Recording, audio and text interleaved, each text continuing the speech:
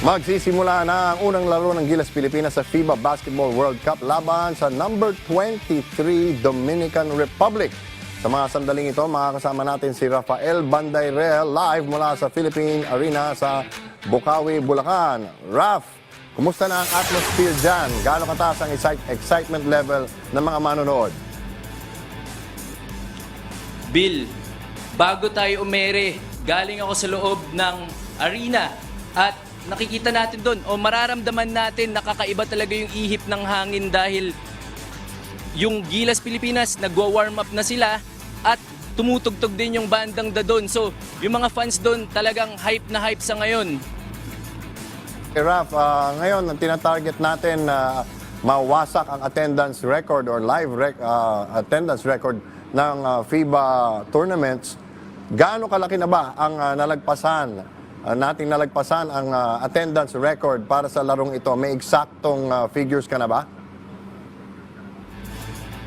Bill, sa ngayon wala pa, kanina mahigit 20,000 pa lamang, pero ang bumili ng tickets ay 43,000. So inaasahang masusungkit nga ng Pilipinas ang record na to dahil ang tumatayong record ngayon ay 32,616. Okay. Ngayon naman, At maliban dyan, Bill, sige lang. yung maliban sa fans, bibilangin din yung mga dumalo dito na mga miyembro ng media at yung mga volunteers, mga security personnel at iba pa. Kaya inaasahang tataas pa talaga yung bilang ng attendance na yan. Okay, mamanmanan natin yan ng mabuti sa ating panig. Raf, ngayon naman, ano ba ang mga haka-haka ng mga eksperto dyan? Ano ba sa tingin nila ang magiging starting lineup ng Gilas Pilipinas dahil medyo malalaking makakalaban natin sa Dominican Republic? Alam natin, Bill, si Coach Chot Reyes hindi ito natatakot gumamit ng multiple guards. So, pwede nating asahan dyan. Siguro si Scottie Thompson at si Jordan Clarkson, syempre hindi mawawala sa starting lineup. Sa tres naman, si Jamie Malonzo pwedeng pumasok. Pero ito yung pinaka-importante. Sa 4, si Gilas rookie AJ Edu dahil siya yung pinakabagay na bumantay dito kay Karl Anthony Towns. Kasi sa Gilas, siya yung pinakamaliksing big man nila dito, no? At sa 5 naman, syempre nandyan si Kai Soto. So kahit wala pang official na lineup, malamang ito yung makikita natin mamaya. Okay, matagal na nating nakabisa yung style of play na ginagamit ni Coach Chot Reyes.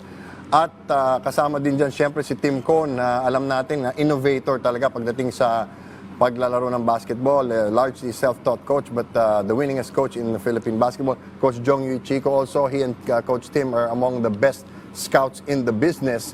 And they trained several coaches as well. Sa tingin mo, anong magiging estilo ng laro ng Gilas Pilipinas laban sa Dominican Republic? Tatakbuhan ba nila to? Titirahan ba nila sa labas? Ano sa tingin mo ang gagawin ng mga Pilipino?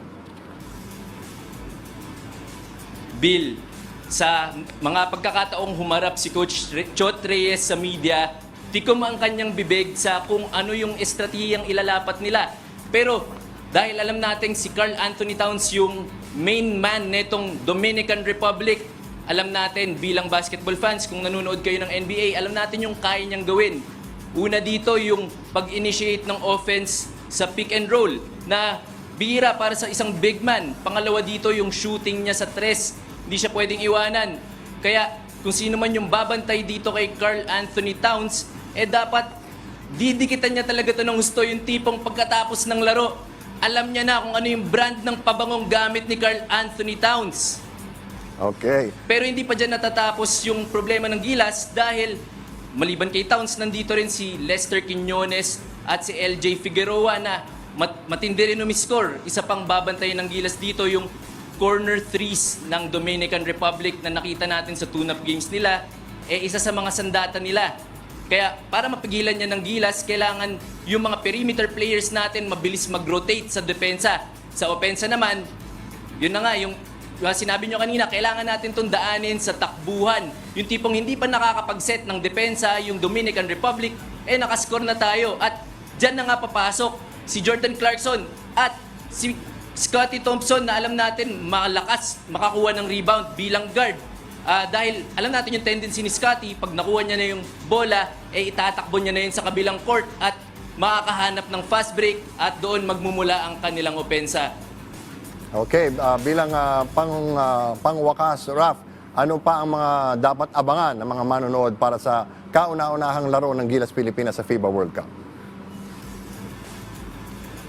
Maliban sa maaksyong laro, syempre, kanina tumugtog na yung Ben and Ben at ang Gadon at si Sarah Geronimo naman ngayon ang kasalukuyang nagpa-perform.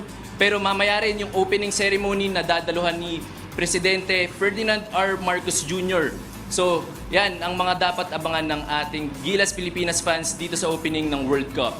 Maraming salamat, Rafael Banderel, live mula sa Philippine Arena. Great work, Raf.